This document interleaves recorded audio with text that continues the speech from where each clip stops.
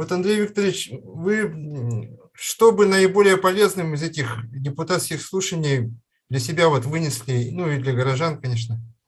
Добрый день, уважаемые друзья, коллеги.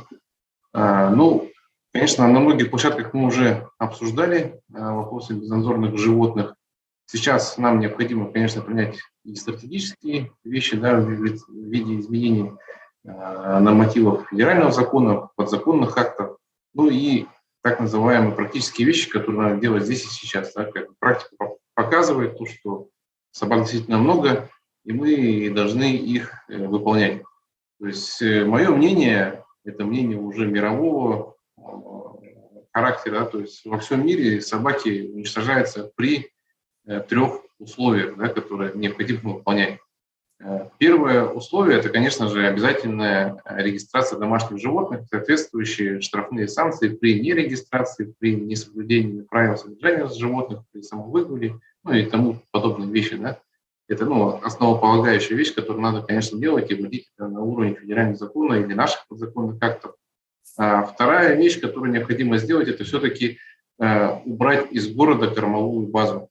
Это все-таки я предлагаю городу рассмотреть эту возможность, да, может быть, вместе с республикой, это провести замену на евроконтейнеры. Сейчас в экосетях есть современные мусоровозки, которые, в принципе, могут вывозить баги с евроконтейнеров, да, и, соответственно, собаки будут без пищи, и они уже не будут размножаться таким большим способом сейчас, как они есть. Потому что большинство собак, которые сейчас отлавливаются, они все-таки такие достаточно средних размеров, которые они запрыгивают в наши мусорные баки. И, соответственно, есть кормовая база, они размножаются. И третья обязательная вещь, которую необходимо делать, это все-таки воспитывать ответственное обращение с животными, начиная с детского сада, менять сознание людей.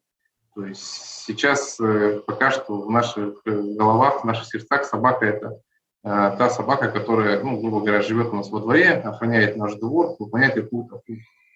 Но в цивилизованном мире и вот данный федеральный закон все-таки, я считаю, то, что он прописан больше к тем собакам, которые выполняют больше эстетические функции, чем практические, как мы привыкли, как северные жители. Вот если мы три вот этих вещи сделаем, то, я думаю, можно будет постепенно их уменьшать. Но федеральный закон есть, и мы должны по нему работать. Да? Вот единственное, я сейчас вижу лазейку в этом федеральном законе, это все-таки рассмотреть, что такое естественная среда. Вот если мы собаку отловили и выпустили ее в центре города, или выпустили, допустим, ее где-нибудь в районе между Сибинкюлем и Угумкюлем, за 400 километров от ближайшего населенного пункта, может быть, в этом направлении нам подумать. Все-таки естественная среда есть естественная среда. Город – естественная среда для человека, но не для собак. Там же написано, такое оперативное мнение, как выход из положения в текущей ситуации, если мы не можем выпускать собак сейчас. Я бы хотел коллегу поправить. В законе нет понятия естественная среда. Там оно касается только диких животных. Там у нас привычная среда обитания. Привычная среда обитания. То есть такая достаточно зыбкая такая позиция, то есть в законе прописано. То есть можно, допустим, загрузить какую-то машину собаку и выпустить их.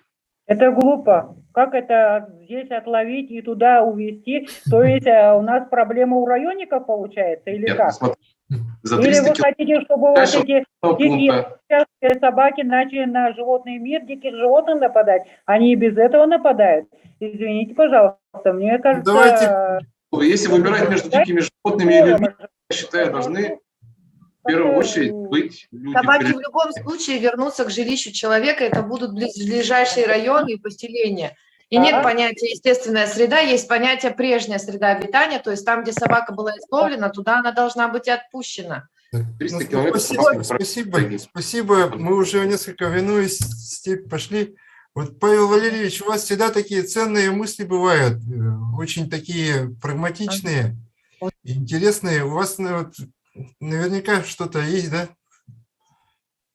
Всех приветствую, Евгения. Да, уже много чего уже обговорили уже, в принципе. Все варианты мы рассматриваем, и Роман сейчас тоже очень неплохо так тоже объяснил ситуацию, и Михаил Викторович тоже объяснил ситуацию, да.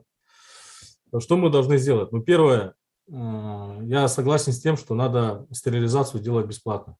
Хотя бы 1-2 года мы за счет бюджета должны это все покрывать. Это должно идти параллельно, конечно, с пропагандой среди населения о том, что надо действительно всех собак стерилизовать. И мы должны открыть все пункты. Вот, допустим, есть пункты вакцинации, да, ковид, пошаговой доступности. То же самое мы должны сделать и здесь. У нас неординарная ситуация, мы потеряли человека, и наши действия должны быть жесткие, конкретные и понятные. Поэтому стерилизация должна быть обязательно за счет бюджета. Муниципальные органы и государственные органы должны обеспечить шаговой доступности возможность стерилизовать собак, независимо от того, там, как мы относимся к тому, что там сколько собак держит, неважно, там, хоть 5 собак держит, хоть 10 собак держит, хоть 1 собаку держит, он должен прийти и должен стерилизовать. Третий момент, то, что вот Андрей сейчас сказал насчет пропаганды. У нас абсолютно отсутствует пропаганда. Вот реально, вот мы сколько вот из-за Киры, сколько мы здесь работаем, ну, по этой части, да, вы нигде не увидите нормальной пропаганды. Единственная пропаганда идет от радикальных зоозащитников, и все, в одностороннем порядке. И всех кошмарят. Кошмарят всех. Начиная от главы республики, заканчивая обычным главой наслега, депутатов там и так далее. Все радикальные зоозащитники всех закошмарили. Это вот как пропаганда на односторонней идет. Поэтому мы должны на первую линию вывести, точнее, тех людей, которые действительно радеют за животных и действительно предлагают нормальные вещи. И радикальные зоозащитники и обычные зоозащитники, у них же разные подходы к решению этой проблемы. Поэтому и в школах, и в садиках должна вестись нормальная работа. Вот, допустим, кто видел социальную рекламу в части обращения с животными? В средствах массовой информации, в соцсетях, именно вот на территории наслегов, на территории муниципальных образований, на территории той же нашей же республики. Ну, практически же их нет. Поэтому мы должны здесь все тоже, вот Михаил Викторович правильно говорит, обращается людям, печатным людям пера. От вас тоже очень много зависит. Если вы каждый раз будете напоминать о том, как надо обращаться с животными, я думаю, что люди подтянутся, и, в принципе, мы нормализуем ситуацию. Третий момент, это же, конечно, кормовая база. Андрей, он человек-профессионал, он в этой части давно уже работает, и, в принципе, он постоянно говорит, по крайней мере, с 2017 года о том, что кормовую базу надо уменьшать. И для этого все технические возможности есть. Я вот, честно говоря, не понимаю, почему мы в этом направлении не усиливаем работу. Любой мусорный бак, посмотрите, она открыта, и, в принципе, собаки, они запрыгивают и, в принципе, кормятся. Поэтому мы здесь тоже должны очень большие усилия сделать над тем, чтобы баки эти закрыть. Это, в принципе, элементарно. Потом, четвертый момент, это вот законодательно, да. Вот, Игорь, вы же спрашивали, да, почему процедура затянулась, конечно. Почему вы в 20-х числах, 20-х годах собрались и не приняли инициативу, чтобы поменять этот закон? Я напоминаю, что закон был принят в 2018 году, а в 2019 году некоторые нормы не вступали в силу, они только начали вступать в 2020 году. Так ведь, Закира, в 2020 году. Вот, и... Вообще вступил с января 2019 года. Да, в 2020 году в Государственном Думе все мнения были такие. Сначала надо посмотреть практику применения нового закона. Он только принят. Никто и не принял бы эти поправки. Но практика применения 2020 год мы имеем. А в 2021 году мы должны были направить, но у нас определенные проблемы были с пандемией там, и так далее. Да? Но в этот раз мы уже направляем. То есть, соответственно, новый закон, который принят, Бурматовский закон, он принят в 2018 году, начал вступать в силу в 2020 году. Практика применения показала, что есть определенные проблемы. И сейчас как раз-таки новый состав Государственной Думы поменялся.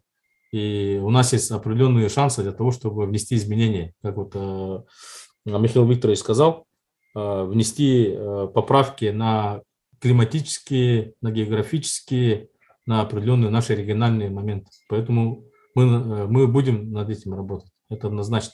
Поэтому, Игорь Викторович, я попросил бы, чтобы вы в средствах массовой информации, когда будут озвучивать, не писали о том, что вот там наши исполнительные и законодательные власти там сидели, ничего не делали, сейчас вот только проснулись. Никто поздно не проснулся. Мы начали набат бить уже в 19-м, уже в 20-х годах набат били. И, в принципе, вот Закира, вот человек, который общественник, да, она прекрасно знает ситуацию изнутри. Поэтому здесь никто не сидел сложа руки, все действовали. Но единственный момент, конечно же, это федеральный закон, который мы должны исполнять. Вот насчет исполнения закона. Безусловно, мы не должны игнорировать федеральный закон. Мы же в одном законодательном пространстве живем. И игнорировать этот закон ни в коем случае нельзя. Но тут есть моменты же такие. Закон много же статей имеет, да? Мы просто зациклились на том, что закон запрещает усыплять, гуманно усыплять, значит, животных, ну, собак, да, и они до естественной смерти должны находиться в приютах. Но есть и другие моменты, вот запретные, да, запрещающие моменты. По идее, если мы нормально обратимся к этим пунктам, да, к этим статьям, да, то мы обязательно должны на основе этого закона увеличивать запрещающие направления по содержанию собак. Допустим, нету мест выгула, да, но мы должны организовать ту систему, которая бы запрещала бы иметь животных на этих территориях. Да, мы согласны, что на данный момент мы не можем обеспечить эти места выгула. В городе Якутске у нас, Роман, одно же место только официально, да? Затрудняюсь сказать. Ну, одно было, сейчас я не могу сказать. Ну, она не увеличилась, да, одно место, да. То есть мы, по идее, город Якутск должен полностью попасть под запрет содержания домашних животных. Да, это было бы социальный, как бы, такой несправедливый подход, да, но с другой стороны несправедливо, когда собаки съедают у нас днем человека. Поэтому мы запретительную часть мы должны усиливать, штрафную часть мы должны усиливать. А все это к чему сводится? К тому, что надо всех регистрировать. Надо организовать систему, которая регистрирует всех домашних животных. Чипировать. Это опять-таки деньги, короче. Да? Мы должны опять-таки влаживаться в систему учета и регистрации животных. Ну, насчет кошек действительно Роман правильно говорит. Тут надо подумать, конечно. Но и в последующем, и кошкам тоже эти моменты тоже будут предъявляться. Поэтому я вас очень прошу, вот всех вот журналистов, да, сегодня, давайте мы перестанем искать крайних, да, обвинять друг друга там, кто там не так не сделал. Я вот, допустим, молчу по 2019 году, молчу по 2020 году, хотя у меня тоже претензии есть, да, но понимая общую ситуацию, не пытаясь усугублять наши взаимоотношения, я стараюсь некоторые моменты упускать и не комментировать. Я вот сегодня прошу, у нас вот 29 декабря это Рубикон, через который мы уже переступили, мы должны каким-то образом сами все поменяться. Все абсолютно. Вот это самое важное, короче. Мы должны перестать искать, там, допустим, журналисты пишут там, вот депутаты такие-то. Да. Ну, давайте вместе подумаем. Или там правительство там деньги не выделяет. Ну как, допустим, правительство, видя, что у нас не хватает денег на образование, на медицину, там, да, на борьбу с ковидом там, и так далее, на дороги там, и прочие моменты, будет выделять там сотни или там миллиарды рублей на содержание там геометрически увеличивающее количество безнадзорных собак. Правительство не сможет решить вопросы, когда люди наплевательски относятся к содержанию своих животных. Поэтому здесь надо общими усилиями решать эту проблему. Я вот вчера написал призыв, мы вот с Андреем Михайловичем посоветовались, и я считаю, что каждый сейчас вот здравомыслящий человек, каждый здравомыслящий человек должен посмотреть свое окружение, должен посмотреть своих близких, своих соседей, как они содержат собак, выпускают ли они их, стерилизовали ли они их. Должен быть все-таки взаимное такое, я не говорю, что там взаимный там тотальный контроль, да, но мы должны, вот каждый здравомыслящий человек должен обратить на это внимание. Стерилизовать, кастрировать, значит, регистрировать, вовремя сообщать, там, если какие-то там есть опасности, кто как содержит этих собак там, и так далее. Вот всего простые вещи, которые могут нам помочь, нашему обществу, избежать таких трагедий, как случилось с Орданой. Вот эти моменты я вот журналистов вот сегодня действительно я вот очень прошу, давайте мы это организуем. А вот касательно зоозащитников, да, вот нормальные зоозащитники, я их просто поддерживаю, и от них очень хорошие предложения поступают там и так далее. Но есть радикальные люди, да, и вот у меня в соцсетях уже который день мне пишут: Павел Валерьевич, вы народный депутат, давайте организуйте работу для того, чтобы некоторые общественные зоорадикальные организации включить в этот, как он называется-то, практически, как, по-моему, список террористических организаций. Да, террористических организаций, группировок, экстремистских организаций.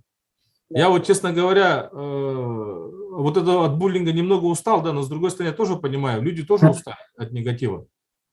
Вот когда вот радикалы пишут, и, к сожалению, вот наши органы, к сожалению, вот, они не видят как будто бы, и обязательно нужно заявление писать, обязательно надо двигаться в этом направлении. Хотя все аккаунты известны, все в соцсетях зарегистрированы, все понятно, но какие-то действия надо предпринимать и для того, чтобы каким-то образом воздействовать на этих людей. Поэтому здесь тоже нам вместе надо подумать, как нам делать такой отпор, когда со всех уголков мира, нам же кажется, вот в соцсетях кажется, что вроде бы люди местные, как бы, да, на самом деле это же не местные, это все там из Германии, из Америки, там, из Канады, там, из Москвы там, и так далее, начинает долбить, короче, да, вот наше общество, наше республиканское общество, что мы живодеры, там, да, мы такие-сякие там, и так далее. Вот здесь вот нам тоже надо подумать, как нам делать, дать отпор для того, чтобы обезопасить наших детей в том числе, конечно.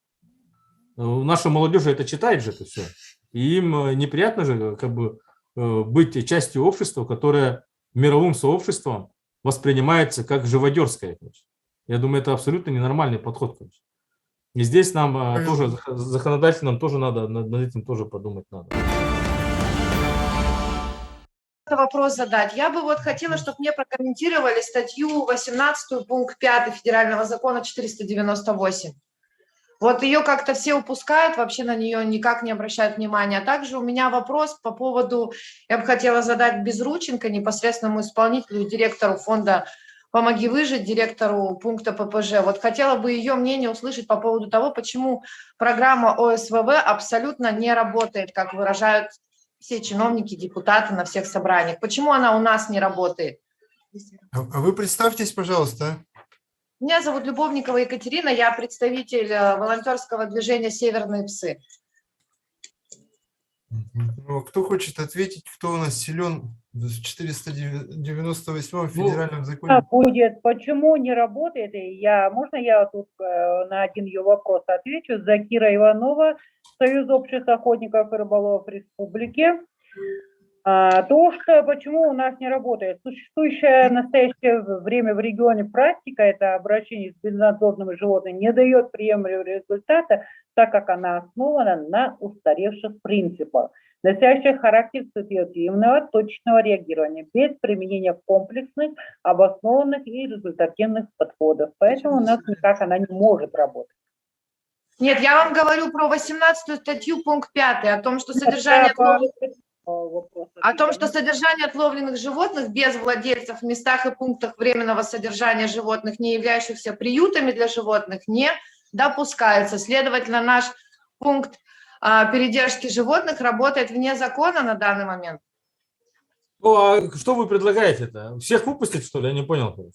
Нет, вообще, если вы зоозащитники, вообще не за то, чтобы все животные были отпущены и бегали по улицам.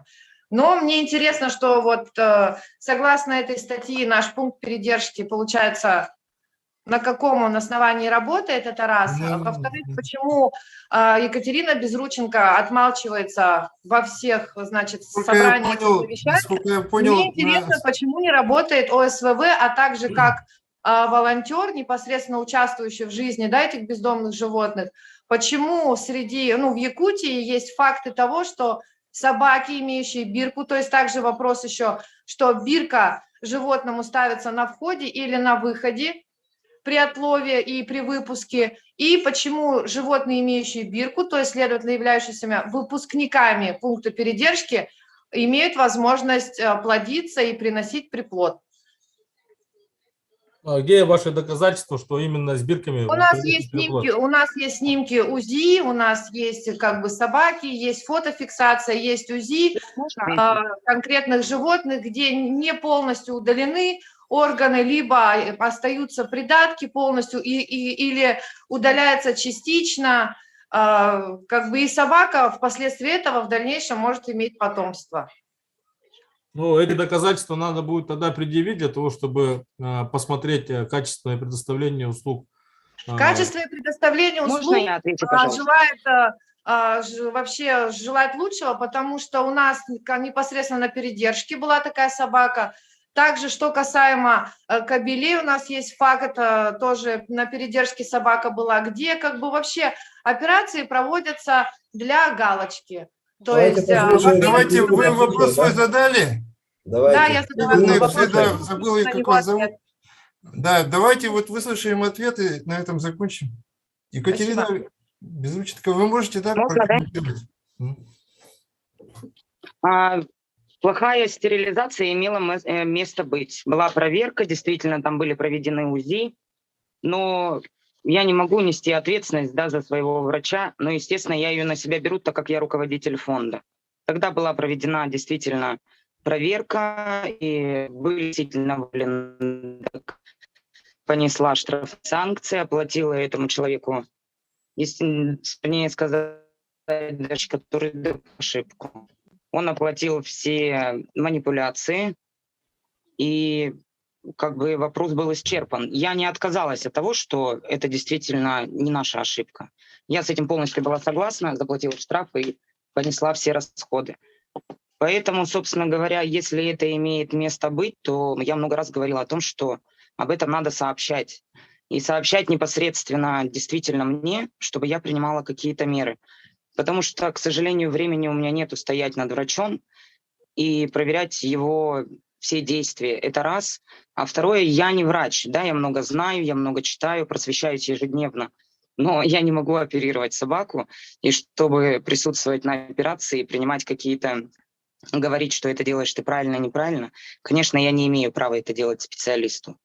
Поэтому здесь я много раз об этом писала и говорила, что если что-то найдено, если что-то обнаружено, то в первую очередь это надо сообщить. Ну, в таком случае получается, что данная система у нас в частности не работает, потому что у нас никто не несет ответственности за стерилизацию конкретно. Почему Давайте не будем делать таких далеко идущих выводов. Да. Я понесла штраф.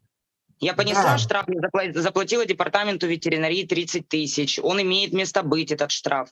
Это было все опубликовано. Врач понес тоже наказание. Как это никто не несет ответственность? В первую очередь ответственность несу я, так как это моя работа в общем. Все остальное это уже внутренние проблемы, потому что это мой работник. Там я уже определяю сама. Спасибо за исчерпывающий ответ. Я хочу Алексею Куприянову слово дать. У вас какие-то тоже есть, наверняка, предложения, да? Как у известного общественника. Уважаемые коллеги, значит, мы обсуждаем, наверное, только часть проблемы. Давайте так деликатно выскажусь. Только часть проблемы, которая, значит, ну, в рамках вот этого вот 498 закона, автором которого или инициатором которого является Бурматов. Значит, в статье, сейчас я скажу, в статье 3, значит, пункт 2.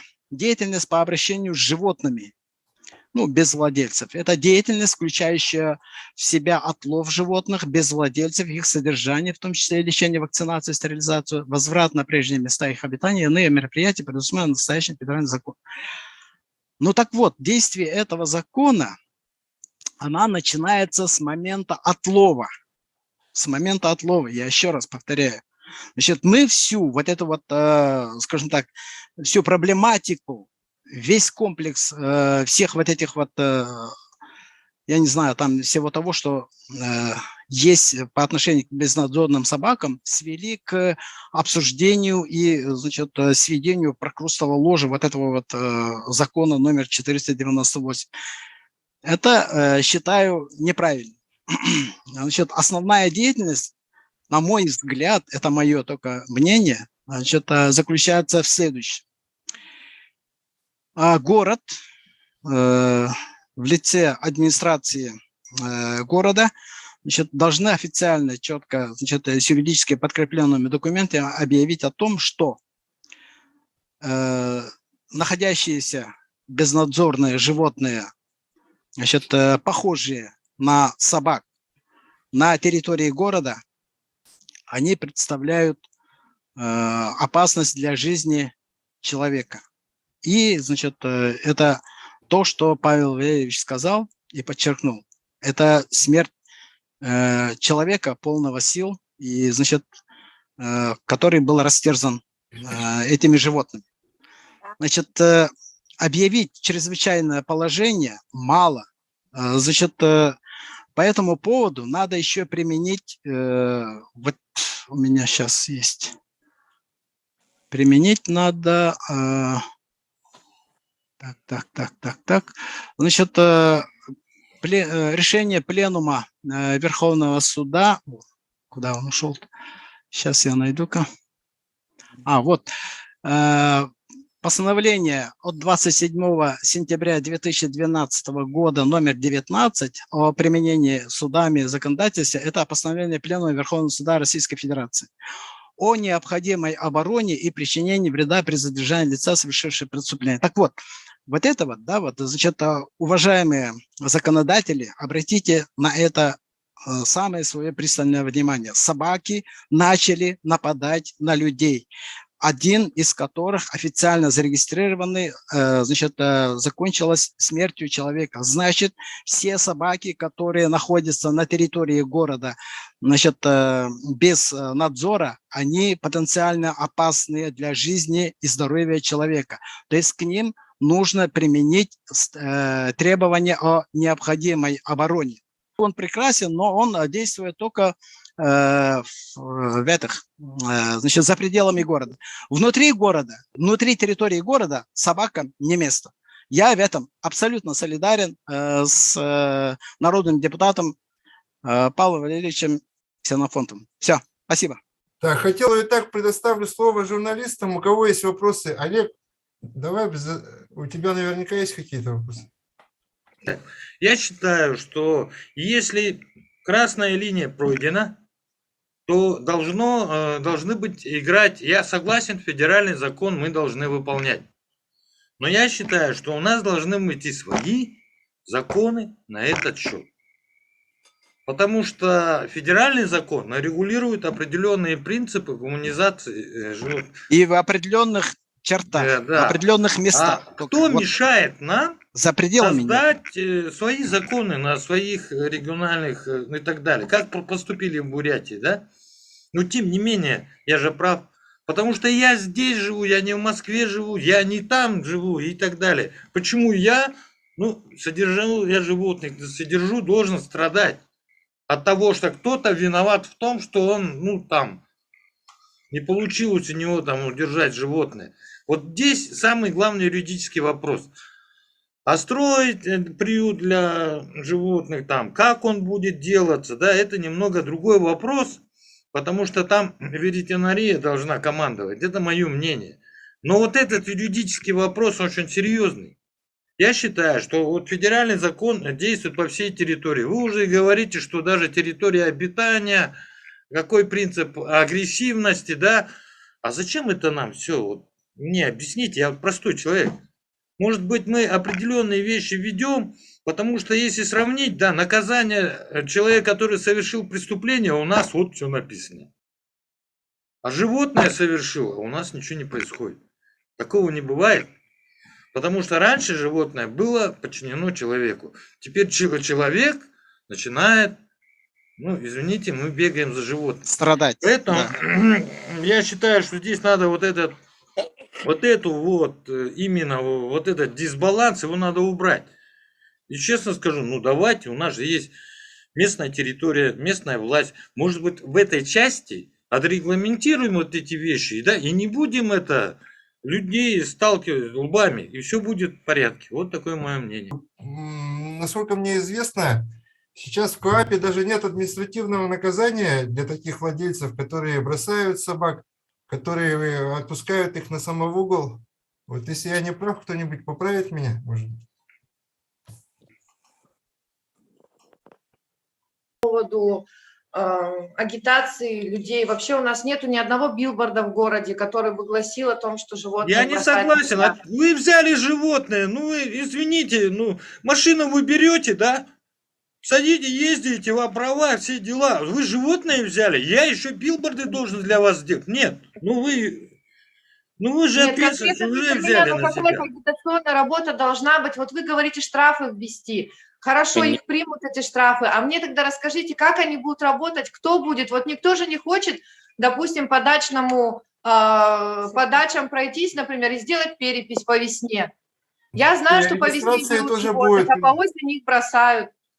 Нет, Сейчас пора действовать по законам военного времени. Человек погиб. Нет, я считаю, что здесь вы не правы. Все у нас делается, и регистрация, здесь все просто. Просто человек привык жить в комфорте. Могу ряд примеров привести, но тем не менее появляются наши доблестные органы, различные, кстати, от Иркутскэнерго, заканчивая администрацией. Они очень легко с этим справляются. Просто я хочу сказать, что ответственный человек, когда ты берешь животное, ты берешь на себя ответственность. И я хочу, если этой ответственности нет на федеральном уровне, давайте ее введем просто на республиканском уровне. Или там на городском. Почему нет? Я вот не понимаю. Олег, я вот немножко тебя сейчас как бы не понял. Если человек берет себе собаку, он берет на себя ответственность. Причем тут федералы, причем тут человек же берет на себя ответственность. Нет, да, я имею в виду, если эта собачка или там, извините, крокодил, да, появится на улице, да, уже соответствующие определенные, ну, то обратимся к тому, что какие-то материальные будут или уголовные. Сейчас же ввели уголовное за 2 года, если ты пьяный. Так давайте и здесь что-то придумаем и не будем разводить полемику. Я считаю, что да, приходится с этими собаками, ну это же, ну непостижимо, ну извините, они стаями бегают, а мы их еще, о бедненький, иди сюда, мы тебя положим. Ну как так-то, вы сами понимаете, о чем говорите? Олег, чуть-чуть меньше мы эмоций. за то, чтобы были введены штрафы, мы за то, чтобы было введено налогообложение на тех. Ведь у нас очень много людей, которые занимаются племенным разведением. У нас очень много питомников, которые этих щенков плодят и продают. А сейчас посмотреть, если на улице у нас бездомные собаки далеко не все беспородные, дворовые, разведенные во дворах. У нас очень много абсолютно породистых собак, и причем собак с заложенными охранными качествами, которые становятся в итоге потом вожаками вот этих стай. То есть здесь работа должна вестись по тому, что те же самые приюты, они же могут содержаться за счет этих налогов, за счет этих штрафов. То есть просто в этом плане никто не работает. У меня опыт был с племенными овчарками, я вам скажу, бизнес великолепный. Просто хочу сказать, что да, уважать труд людей надо, но действительно, вот каким-то образом, вот мы с собаководами общались, с общим, многими, да, ребята, они-то так в стороночку-то ушли. Они считают, что это не их проблема. Это мы о собаках много знаем, а тот, кто бегает, это не наши. Но извините, очень половина, кто бегает, это продукты вот этих племенных собачек.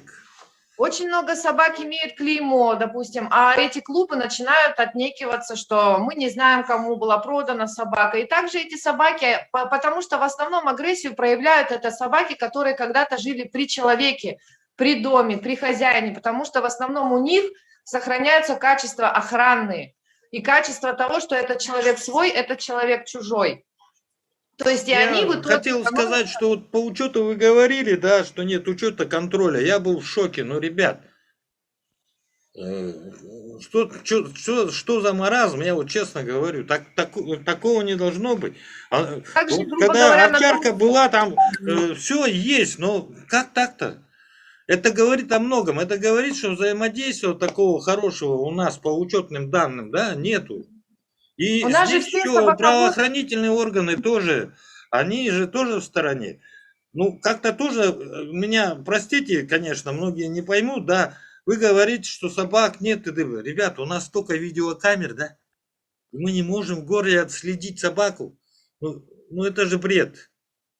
Это говорит о том, что нет взаимодействия органов власти, ну, в определенных чрезвычайных ситуациях. Я думаю, что здесь порядок наведут, но мне кажется, что, конечно, надо поправить закон в части там определенных версий, но считаю, что вы же в Дагестан или в Чечню приедете, да, извините, у них свои законы есть. А почему мы не имеем права в республике вводить на определенные вещи свои законы? Если ты завел собаку или там так далее, великий гражданин, там, лайку, т.д., п.п., тогда ты будь добр, да, следи за этим. И Андрей Михайлович, вот напоследок, все-таки еще раз о изменениях в закон Бурматова.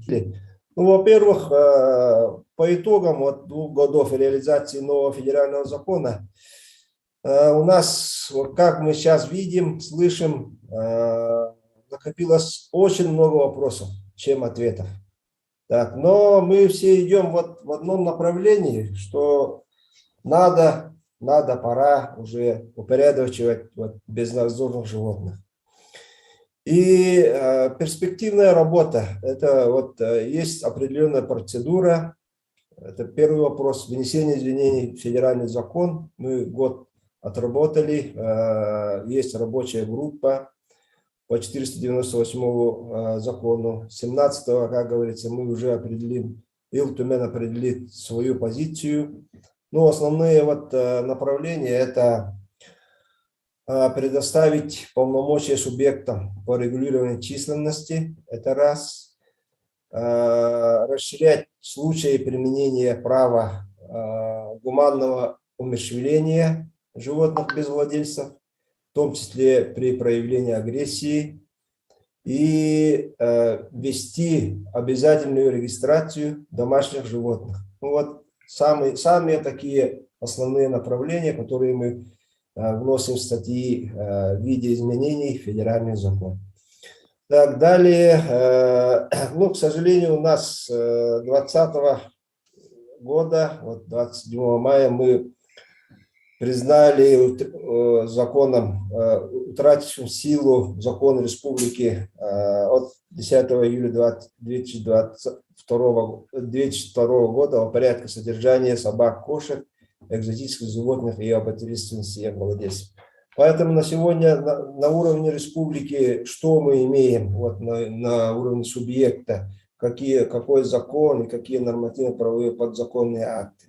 Во-первых, у нас есть, ну, как уже сказали, закон о наделении органов местного самоуправления по организации мероприятий при осуществлении деятельности по обращению с животными без владельцев.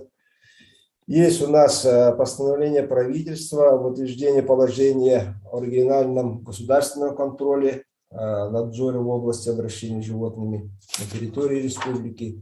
Есть постановление о правилах содержания домашних животных на территории республики. Постановление правительства об утверждении правил организации деятельности приютов для животных и установление норм содержания животных в них на территории.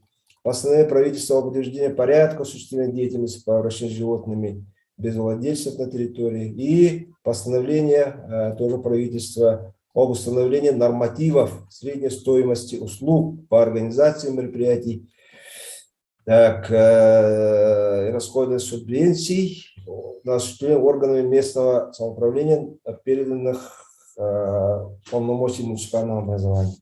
Но полномочия органов государственной власти от субъектов у нас статьей 7 очень ограничены. Вот. Это только установление порядка организации деятельности приютов для животных и норм Так, это установление порядка осуществления деятельности.